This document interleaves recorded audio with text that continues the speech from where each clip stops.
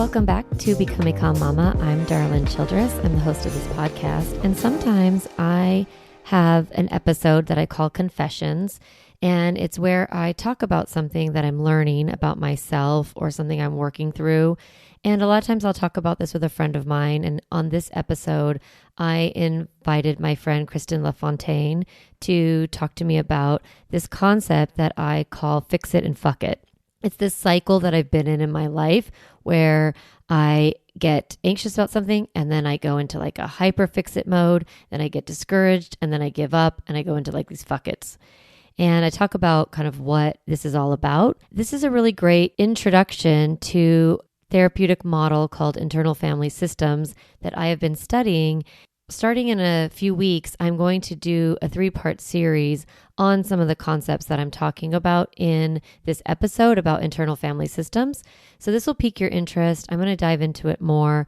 But if you're interested and curious, you can check out Richard Swartz's book, No Bad Parts, or just look up internal family systems and you can start to explore this concept on your own.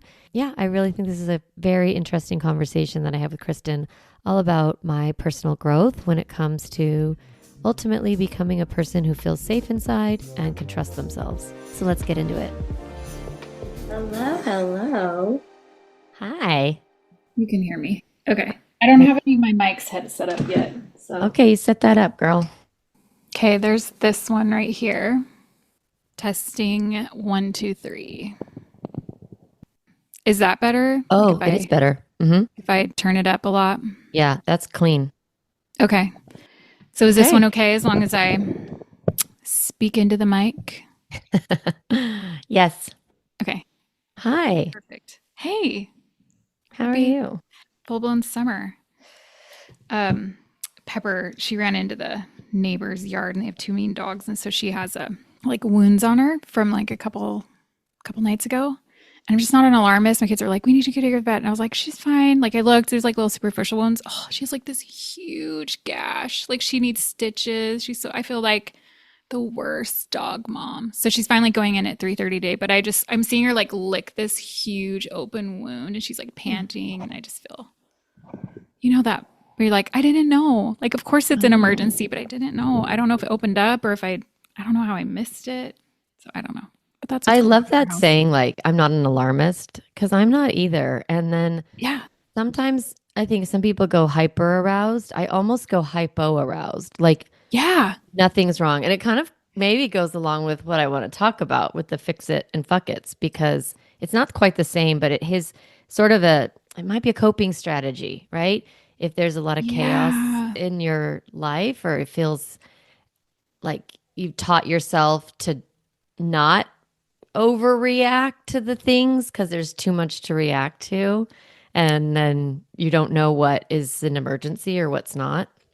Right. And then every now and then, my kids will be sick and you're like, I'm never like, oh, it's meningitis, I'm just like, we're all good. We're fine, but then every now and then it will be like, this thing that happened to Pepper and you're like, oh my gosh, like I could have been a little bit more like regulated instead of just, we're good. It's fine. I looked at her. Fine, no problem. He's gonna be Don't fine. worry about it. It's like there's that chill thing we all want. Yeah. Like I think people are like, ooh, give me some of that. Give me some of that like detached or indifference. But we should be on to ourselves. Like, is this because I don't have bandwidth? Is this because I'm like ignoring something that is real? Like, is this a stress response that looks like no stress? Yeah, that's such a good way to put it. And I think I should be on to myself a little bit. Like, oh yeah, you go to everything's fine until it's like full-blown emergency. Yeah. And then I'm still very calm, which it can be, that's great. But obviously the decisions that go on before that might be different if I didn't just completely zen out. Yeah. It's almost maybe like a defense or a shutdown or yeah, I actually don't like asking for help either. I don't like to be the problem. Yeah. So I don't want my kids to be the problem or me to be the like there's no problems here. Even if Yeah. there is. I don't want to like I have like an ego around it. I don't want to admit that I might Mm. need help or that I don't have it all together, even though like my dog's bleeding out. I'm like, no, no, we have it.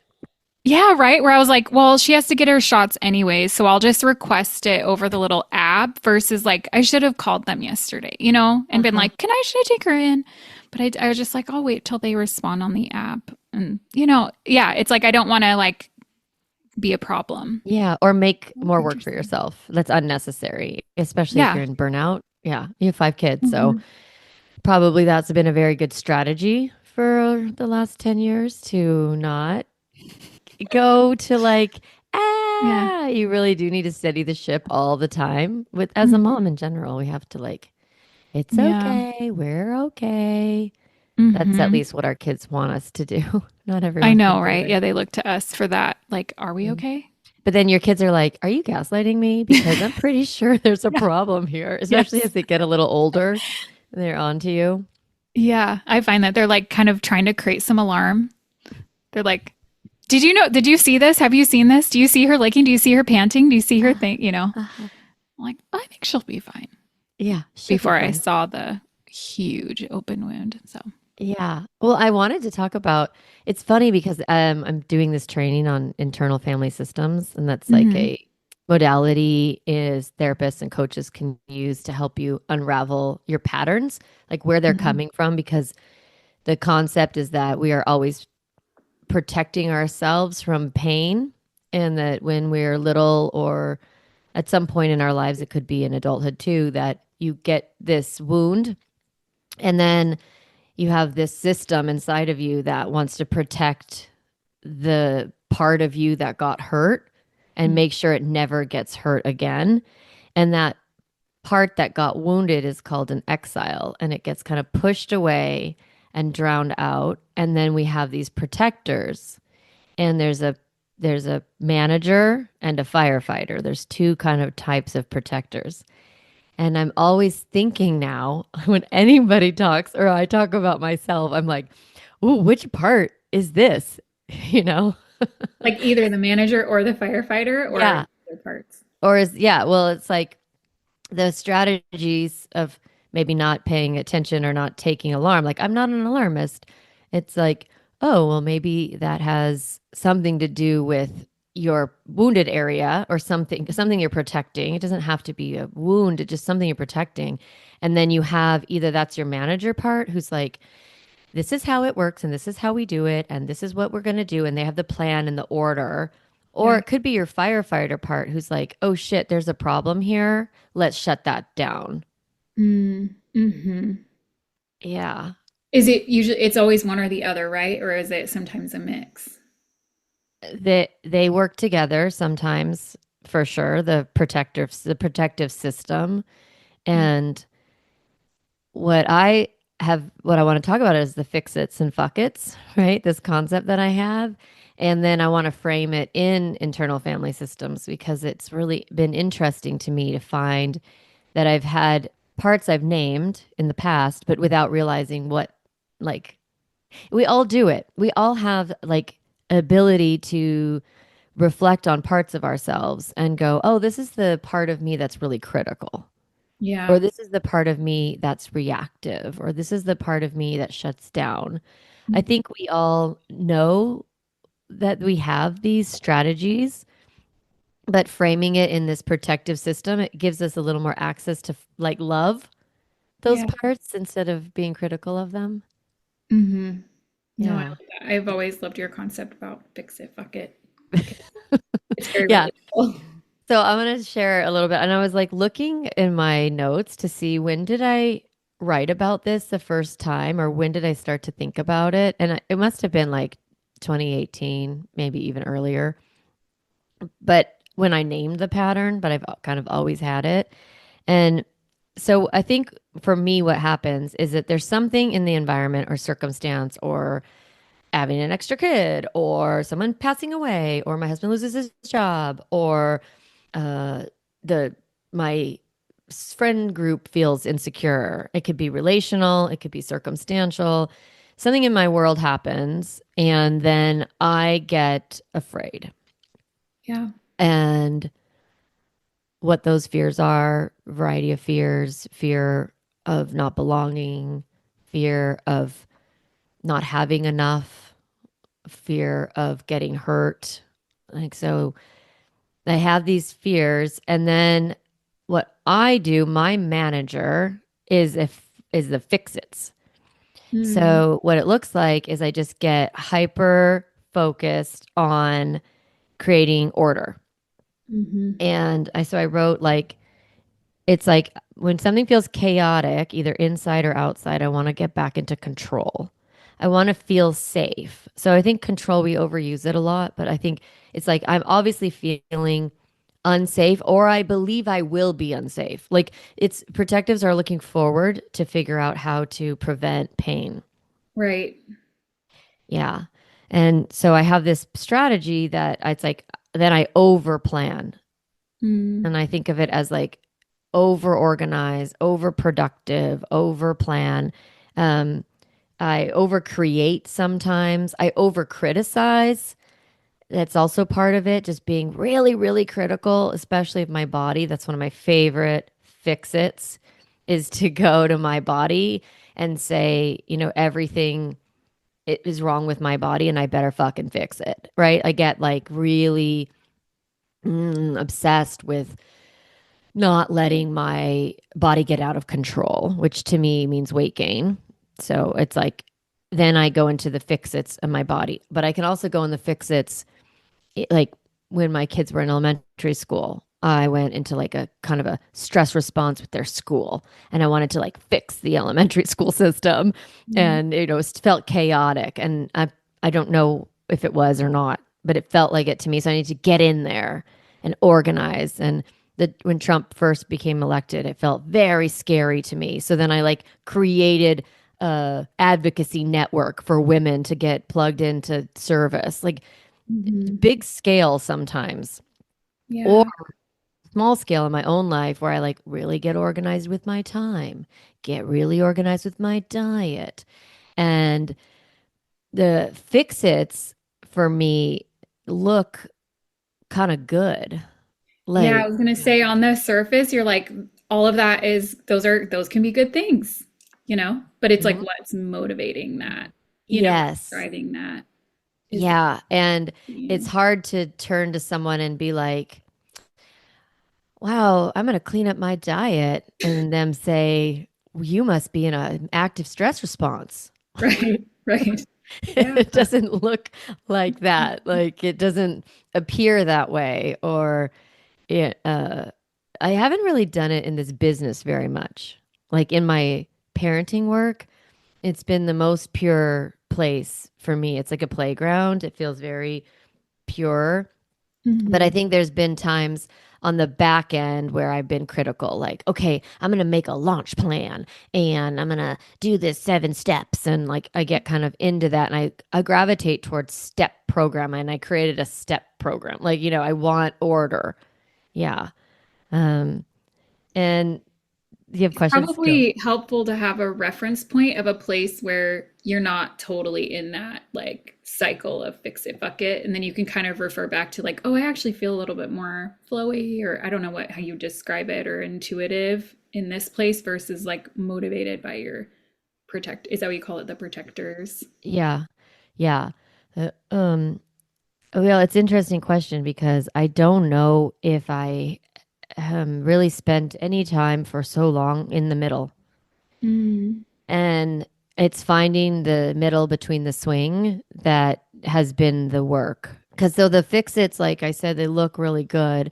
And then a couple things happen. Sometimes I'm too rigid or it's not working out because perfection doesn't work out. I can't do it. I can't be perfect. Did you Yeah. know that? So hard. I hate it when that happens. It's so hard. So I think I feel very like, oh, forget it, right? I can't do it perfectly. Or another stressor comes in that creates even more chaos. Or I invite another stressor in and I go into fuck it energy. And the fuck it is my firefighter. It's like, who cares? Nothing's, you can't fix this. And it looks then like indulgence, Mm. out of bounds behavior. It's like one's very, very restrictive and one is very non restrictive, almost chaotic. Yeah.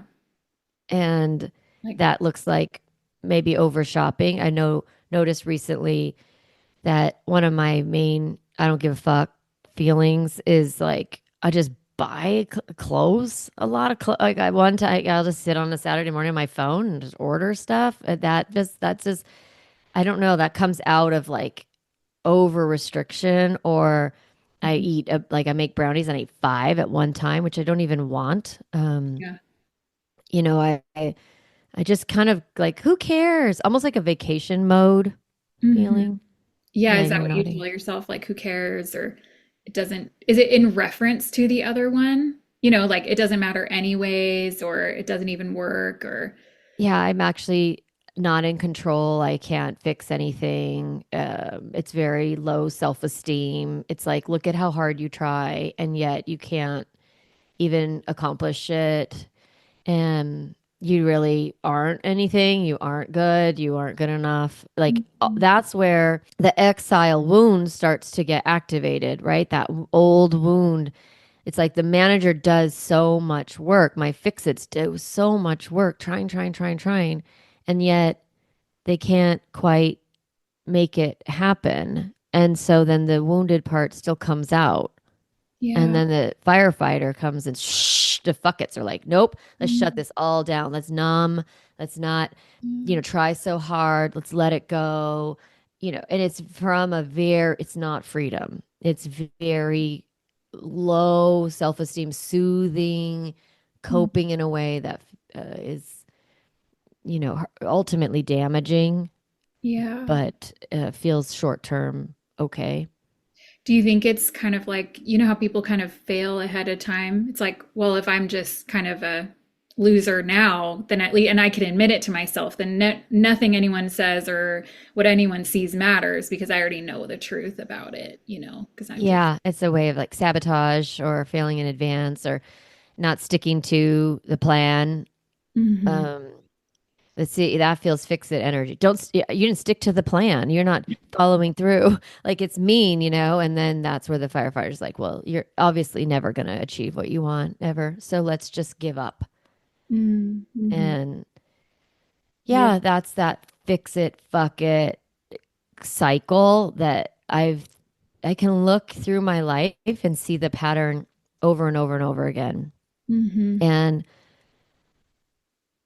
I'm trying to remember the first time that I really allowed myself to maybe get to the middle.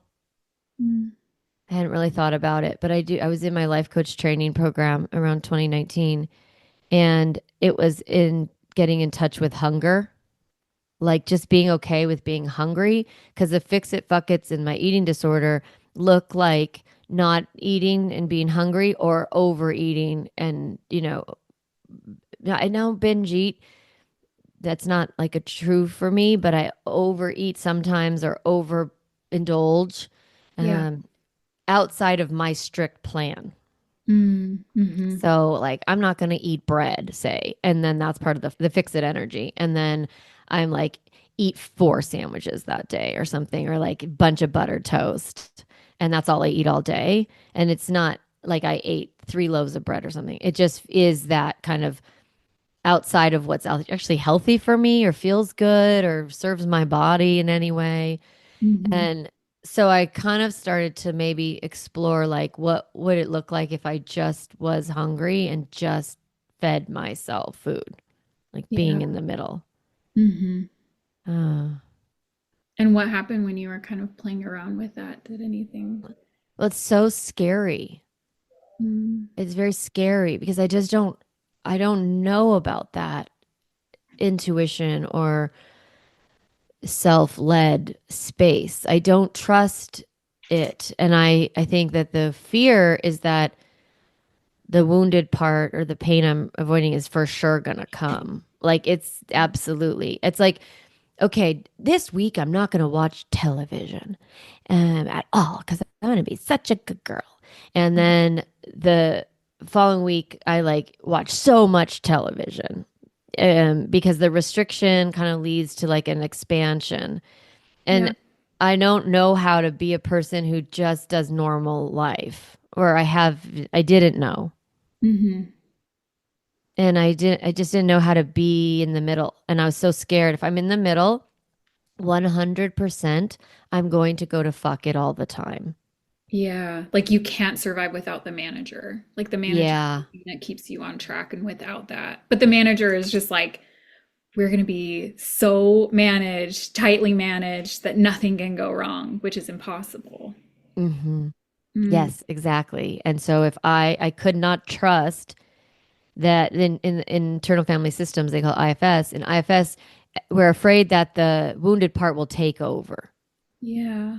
and that will be, completely chaotic, out of bounds. So if I'm afraid that I'm going to be abandoned by like or socially rejected and I'm not in the manager's not doing her job or I don't let her do her job, then really that firefighter is going to take over and I'm going to do all these bad things that then put me in a position where I'm rejected. That's my fear. Mm-hmm. And Action. yeah, so then I got to course correct again and get back to fix it and then go back and fuck it and fix it and fuck it. And I just was so terrified that without rigidity, without the rules, I would never get up off the couch. I would never eat well. I would never achieve anything. I don't know. I just was like afraid I become this couch person Mm. who doesn't move. Like that, it was so extreme what was going to happen. It like really the fear was so big. Yeah. Yeah. So how did you trust yourself to not be totally engrossed in being managed by the manager? I just tried it out. I think, I remember one time coaching with you, and I was talking about, I forgot about this, but I was talking about this big wave or wall that I was like holding myself up against and exploring maybe what's on the other side of the wall and like what would happen if I just let that wave kind of crash. I thought for sure I would drown or whatever. And just kind of creating an imagery around maybe allowing that wave to crest and come down and float Mm. and be okay and trust that I'm like I got a floaty on. There's a rescue boat nearby and just kind of really creating a lot of safety within the risk of maybe trusting Mm. and giving myself kind of an out or like I was coaching somebody about a fear they had around their child and it was very extreme like it went so far and but it would take a long time for that extreme problem to happen. And I'm like, well, what are some of the markers along the way Yeah. that might indicate that we're not on track here or we're like going off the rails? Because I think we do that. It's like, oh, hold tight or else. And the or else is so terrible Yeah. and we don't have a plan for it. And I think I was just working through like, well, how would I know if the uncontrolled part was taking over? Mm. And then what would I do? And like allowing the manager to be like, you can always go back to fix it. Yeah. Yeah. Can always go back. Always go back and see what happens and explore, what went on there. So it just became a relationship in finding an in between and establishing safety in internal family systems. You have a part that is you that's not part of your parts like it's your whole core self, it's your essence, it's your spirit, your soul, they call it self. And when we're working towards self-led energy, self never wants to hurt you. Mm. It's not going to let you get hurt. You can trust that and it's going to take actions that are from like calm and compassion and curiosity and creativity and courage. And so when you're self-led, then the rest of the parts can relax because they're not in charge anymore. It's a little bit like if you're religious, you can let God take over that and trust that God will make sure you're safe. Yeah. Um, some concept like that, or like the universe has me, or you know. Mhm. And so it's kind of cultivating a relationship with something outside of these wounded protective systems. Right. It kind of sounds like you're getting like your prefrontal cortex online versus like your manager might be, flight, like fight or flight, like you're just going between fight or flight almost, and just getting back to a place of like, what is a good decision for me right now? Or like, what's the next right step for me?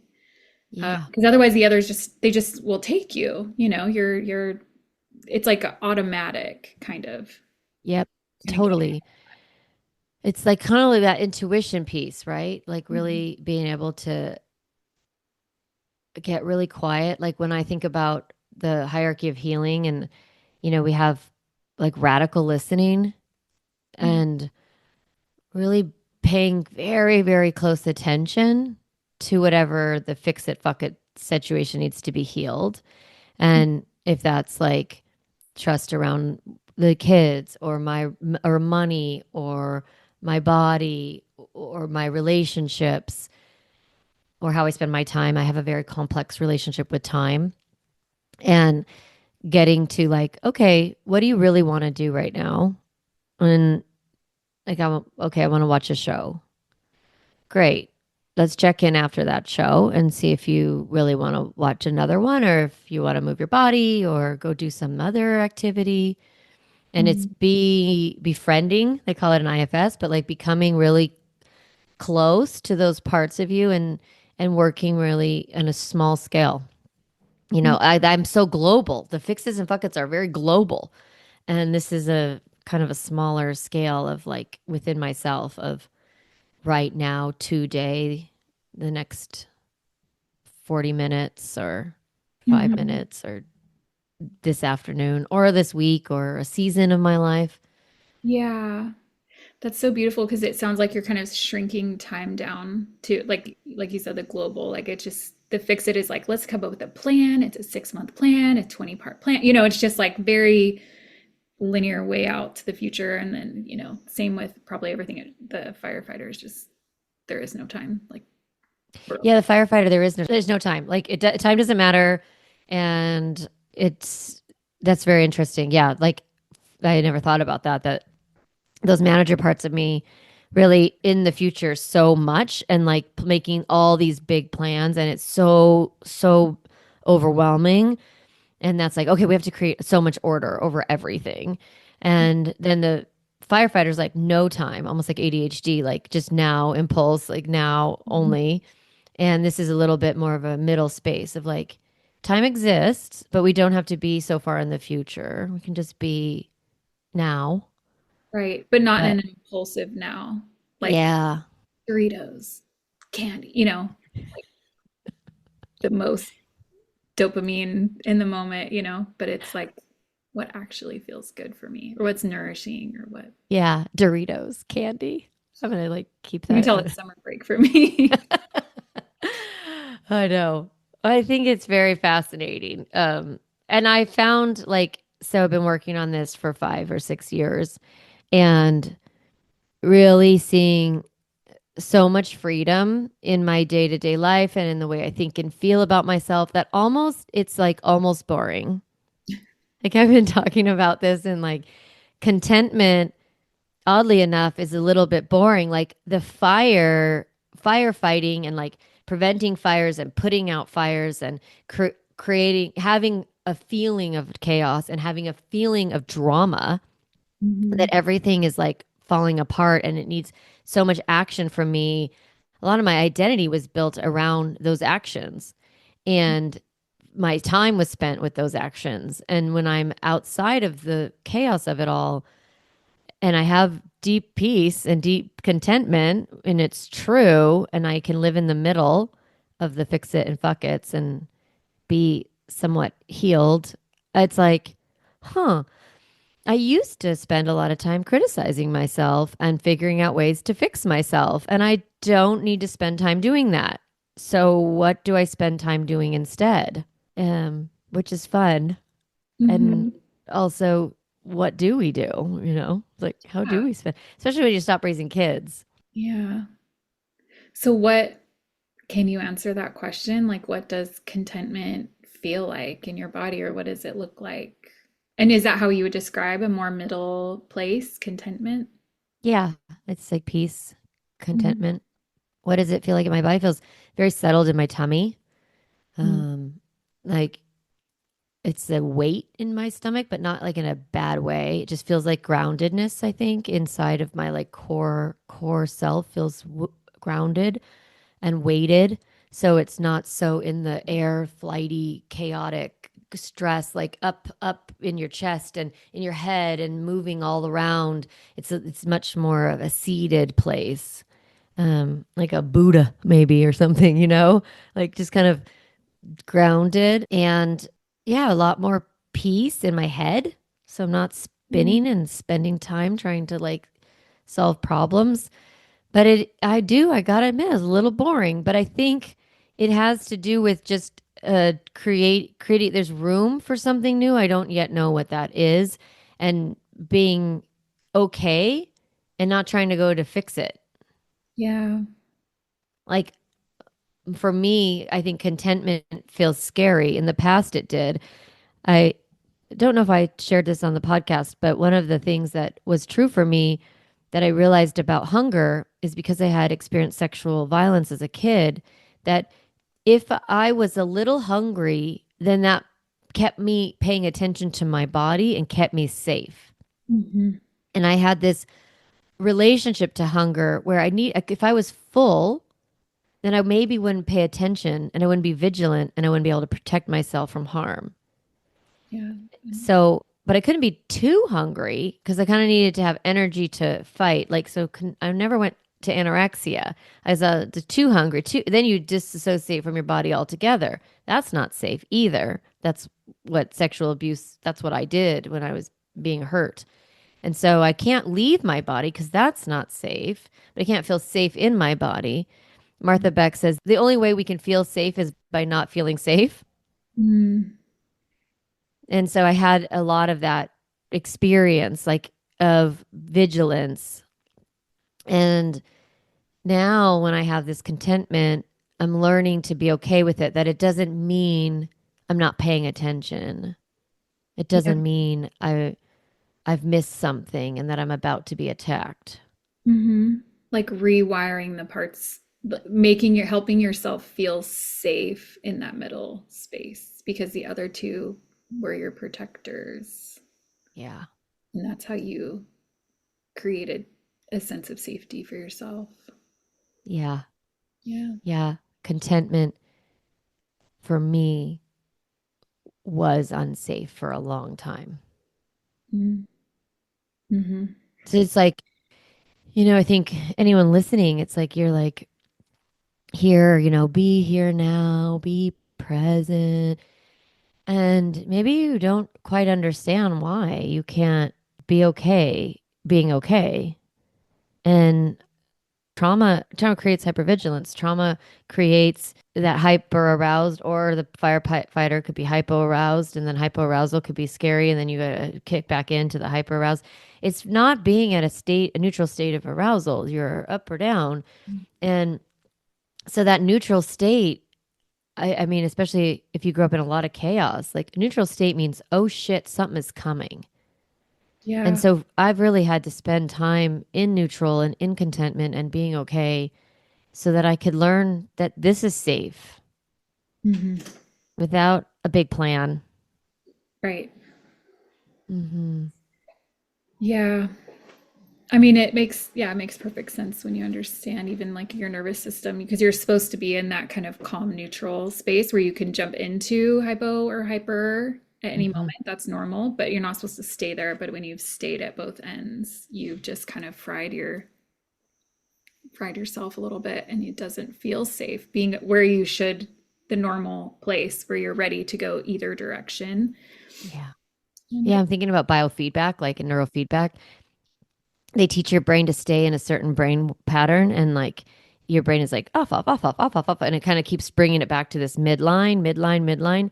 And the goal is that you can stay in midline for longer periods of time. Then the brain moves waves and it brings you back to midline, teaches your brain how to be in that homeostasis. And Mhm. I think that I hadn't really thought about. this fix it, fuck it's, and the middle being peace in contentment with normal. Yeah. Yeah. Wow. Well, thanks for letting me share my fix it, fuck it ahas. So relatable. I think so many of us are in that cycle and have those, same kind of protectors.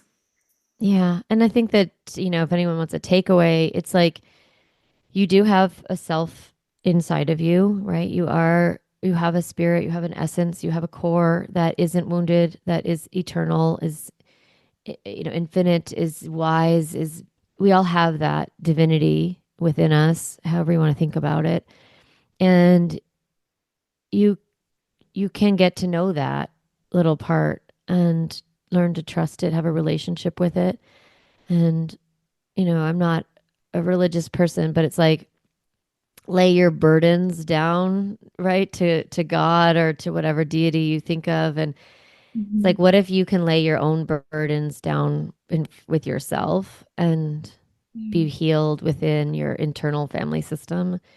It's Mhm. available, and there's tons of therapists that do IFS. I'm learning how to do it, so I don't know if anyone wants to work with me. I'm not good at it yet. Um, but yeah, I think getting help can be really good. Just go find somebody who can do this Mhm. work with you if you aren't able to access it on your own. Yeah. Yeah. Oh, that's so good. Yeah. Well, thanks. Yeah. Thank you. Yeah. Good to see you. Good to see you too. Hey, Mama, if you enjoyed this podcast episode, I want to encourage you to do two things. The first is go to my website, calmmamacoaching.com, and get a copy of the Stop Yelling cheat sheet. You'll get a step-by-step breakdown of the most important tool I teach, which is the pause break. And you'll also get 40 ideas to reset your body and balance your nervous system so you don't have to yell at your kids. You can get a copy of that again at my website, calmmamacoaching.com/stop yelling. The other thing I'd love for you to do is go to Apple Podcasts and rate and review this podcast so that other moms can discover empowering and helpful, practical parenting strategies just like you did today. Thanks so much for listening to the podcast. It means a lot to be in your ear every week and to support you on your parenting journey.